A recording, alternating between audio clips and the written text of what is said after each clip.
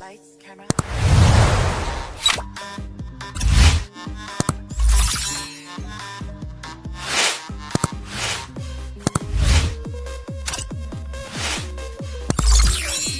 Lights, camera.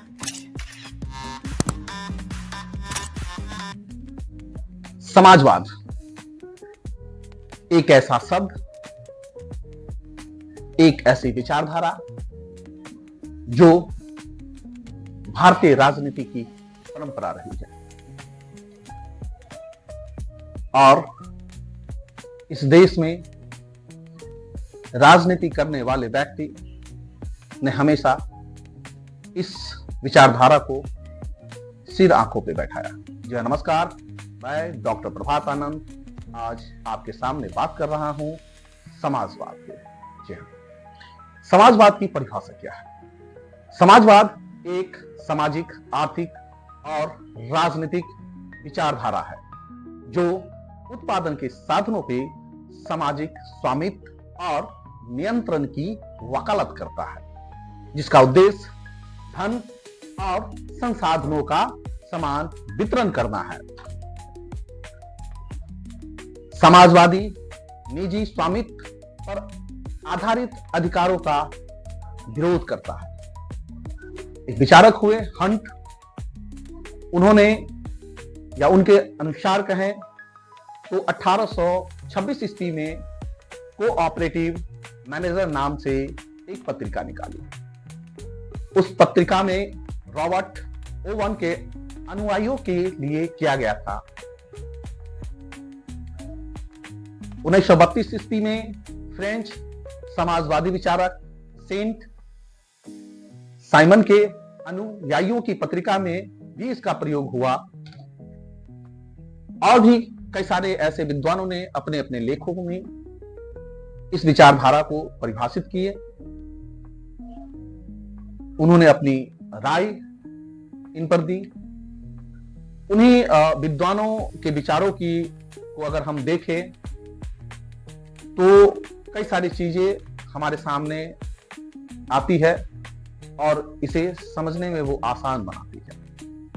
Oxford English dictionary के अनुसार समाजवाद का अभिप्राय ऐसे सिद्धांत या नीति से है जिसका उद्देश्य यह होता है कि उत्पादन के साधनों, पूंजी, संपत्ति आदि पर समान रूप से समुदाय का स्वामित्व या नियंत्रण हो और इनका प्रशासन सबके हितों की दृष्टि से किया जाए। सेलर्स के अनुसार समाजवाद एक प्रजातांत्रिक आंदोलन है जिसका उद्देश्य ऐसे समाज के आर्थिक संगठन की रक्षा करना जो किसी एक समय पर अधिकतम न्याय व स्वतंत्रता प्रदान कर सके। ईमान एक ऐसे विचारक हुए, उनके विचारों की अगर बात कर ले हम तो समाजवाद श्रमिकों का ऐसा संगठन है जिसका उद्देश्य पूंजीवादी संपत्ति को समाजवादी संपत्ति में परिवर्तन करने के लिए राजनीतिक सत्ता प्राप्त करना है। रैमजे मैकडोनाल्ड की बात करें अगर तो उन्होंने भी इस पर अपनी राय दी है कि समाजवाद का उद्देश्य समाज के आर्थिक व भौतिक साधनों पर संगठन करना, साधनों का संगठन करना तथा मानव साधनों द्वारा उसका नियंत्रण करना। रैमजे मेयोर एक विद्वान हुए, उन्होंने इसकी व्याख्या कटाक्ष के रूप में की है। उन्होंने कहा कि समाजवाद को गिरगिट के रूप में व्याख्या किया। उन्होंने समाजवाद को गिरगिट के रूप में व्याख्या किया।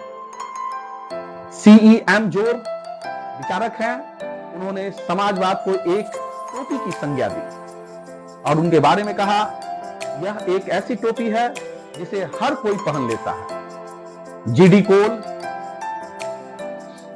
ने कहा या उनके अनुसार हम कह सकते हैं कि समाजवाद एक आंदोलन भी है और एक विचार भी है। समाजवाद की धाराएं क्या है? उन धाराओं की अगर बात करें तो ये बहुत पुरानी नहीं कह सकते हैं, बहुत नई नहीं कह सकते हैं। कहा जाता है समाजवाद 20वीं शताब्दी की एक महत्वपूर्ण विचारधारा है। थॉमस मोर ने अपने रचना यूटोपिया में एक आदर्शवादी समाजवाद व्यवस्था का चित्रण किया। उन्होंने चीजों को बांटा भी है। कई रूप हुए उनके। स्वप्नदर्शी समाजवाद, इन पर विचार है सेंट साइमन का।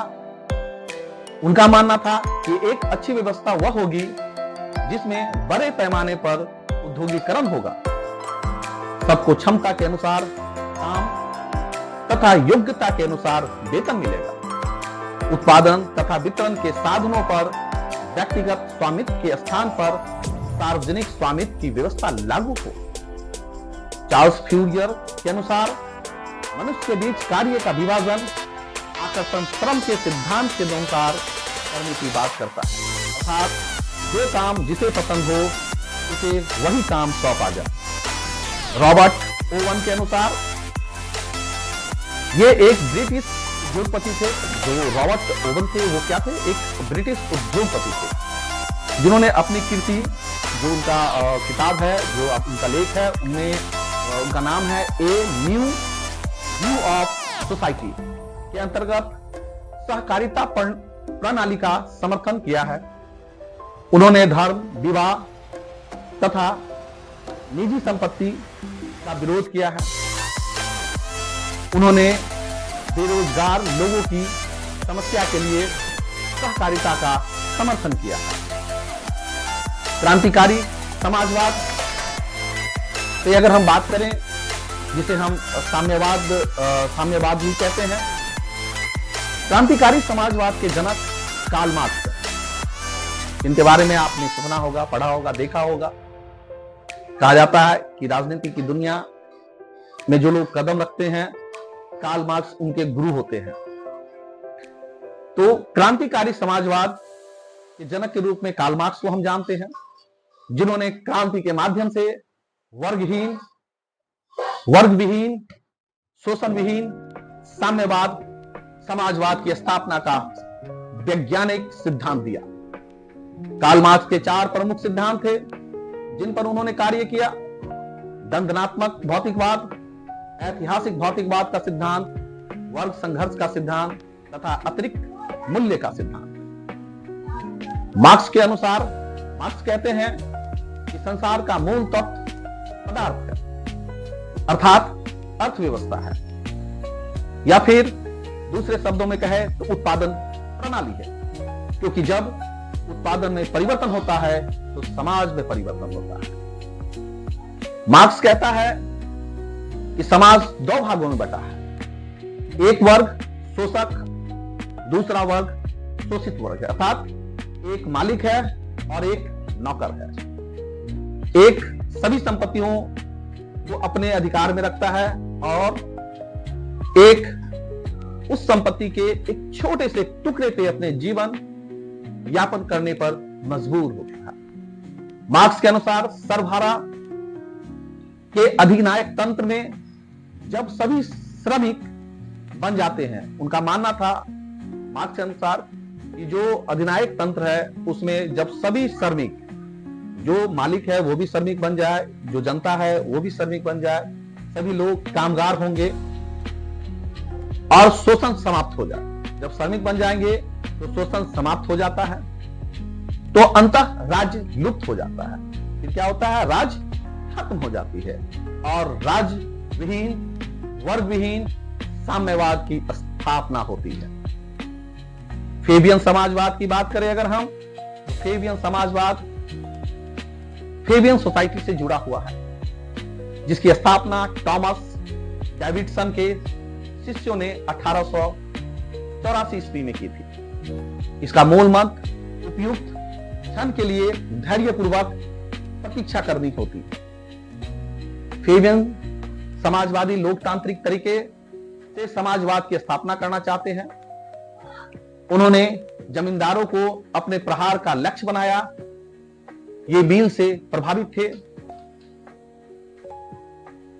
फेबियनवाद की प्रेरणा से इंग्लैंड तथा आसपास के देशों में एक मध्यवर्गीय समाजवाद आंदोलन शुरू हुआ, जिसे संशिष्टवाद कहा गया।